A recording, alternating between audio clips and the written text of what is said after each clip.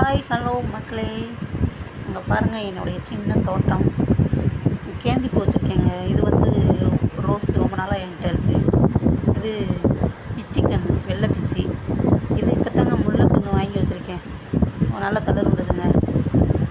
கனகாம்பரம், இது ஒரு முருங்கைக்கட்டை ஒன்று வச்சா இப்போ நல்லா தளர் விட்டுக்கிட்டு இருக்குது.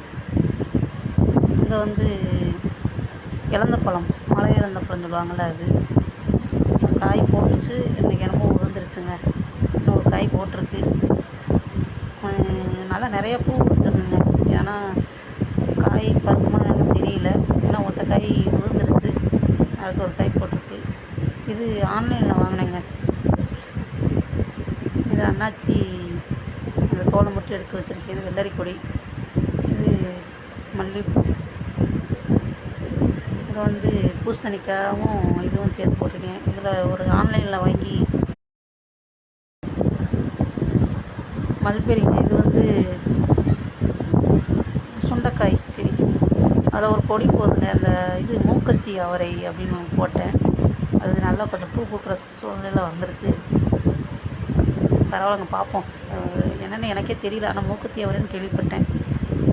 இது எலும்பிச்சை ஒன்று வச்சுருக்கேங்க.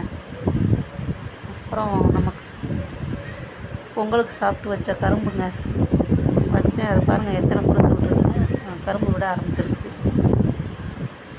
இது வந்து முள்ளங்கிங்க. முள்ளங்கிலாம் போட ஆரம்பிச்சிருச்சுங்க. இது வாட்டர் ஆப்பிள். இதுக்குள்ளே இருக்கிற வெள்ளரிக்காய் செடி போட்டிருக்கேன். அது ஒரு காய் பிஞ்சு போட்டு பாருங்க.